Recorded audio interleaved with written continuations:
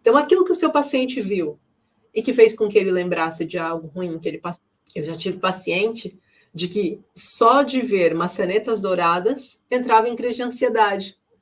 E só foi comigo, depois de ter passado por vários e diversos processos com psicólogos, com psiquiatra, com terapeutas, que descobriu que o motivo que fazia ele entrar em crise de ansiedade era a maçaneta dourada, porque aquilo lembrava esse paciente de um conflito que ele tinha vivido muito forte. Então, enquanto a gente não conseguiu ressignificar essa âncora de imagem, ele continuou tendo crises com a maçaneta dourada. E como que a gente consegue entender isso? Através de ferramentas de identificação de âncoras de imagem. Eu já tive ansiedade até de chegar ao ponto de ficar com os músculos presos e ficar com a boca ao lado. Mas quando comecei a jornada de me tornar um terapeuta completo, consegui entender muita coisa.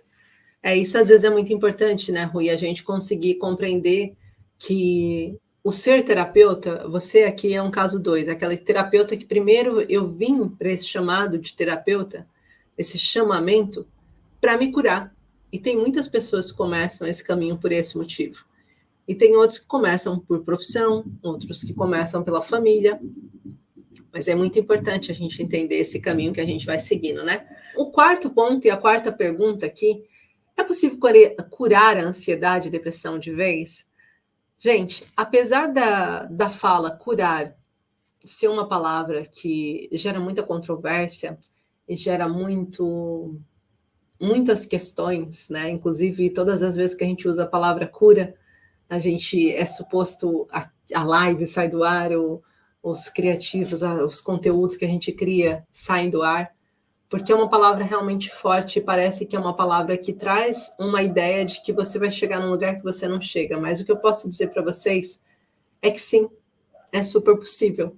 Quando você entende o que fez você adoecer, a sua chance de sair desse lugar é muito maior. Apesar de que você pode pensar assim, Gi, mas eu sei por que eu estou com depressão. Mas você sabe como resolver? Então, o primeiro passo é você saber o que te colocou naquele lugar, o porquê que você entrou naquele lugar. Mas, sem um segundo passo, você tem uma ferramenta que faça com que você resolva de fato aquilo que está acontecendo, você vai continuar presa no primeiro passo. Por isso, só a informação do que te colocou lá, só a informação de que existe uma origem da ansiedade e depressão, e essa origem está acontecendo por isso, mas você não conseguiu ainda entender o seu quadro clínico, não vai adiantar. Eu recebi uma pergunta sobre 2 sintomas físicos que a pessoa sentia: falta de ar e taquicardia. E ela tinha refluxo gastroesofágico, tinha regurgitamento e vontade de vomitar. E ela estava falando, eu tenho isso é ansiedade? O mais importante para mim é eu entender assim, o que está acontecendo com essa paciente que faz ela estar com isso? Eu já falei para vocês várias vezes sobre você ser um terapeuta integrativo, conseguir olhar o paciente como todo. Então, o que está acontecendo com ela? Refluxo gastroesofágico está muito ligado ao nosso esôfago. E o esôfago, ele é afetado através da ansiedade. A ansiedade e a depressão também afetam o esôfago. A partir do momento que o esôfago está afetado, o Dr. Hammer traz essa sabedoria do emocional por trás do esôfago e vai trazer esse processo de que essa paciente está passando por uma contrariedade indigesta, está passando por uma situação de limite, está passando por uma situação de desconforto, está passando por uma situação que ele não consegue mais lidar. E a partir do momento que eu não estou mais conseguindo lidar com aquela informação começa a sair de mim. E aí eu entro nesse processo. Eu passo a ficar enjoada, eu passo a ter crises de vômito, eu passo a não conseguir lidar com aquilo, até eu encontrar uma fuga semelhante. E é muito comum nos pacientes que têm o esôfago afetado começarem a buscar vícios, né? Aumento da compulsão alimentar, aumento dos vícios e autopunitivos também. Não são só vícios, mas são muito autopunitivos. Por exemplo, vão buscar vícios que trazem para você um processo ruim, degradante. Não que todos os vícios não venham trazer, né? Mas busca aqueles que mais traz. Ou seja, é capaz de eu começar a fumar mesmo sabendo que o cigarro faz mal. É capaz de eu começar a beber mesmo sabendo que a bebida vai me fazer mal. É capaz de eu começar a me cortar mesmo sabendo que aquilo não é bom para mim. Então, é muito comum aparecer o S9 e quanto mais eu passo por aquela situação acumulativa, mais eu passo por aquilo, mais eu tenho tendência a desenvolver esses sintomas.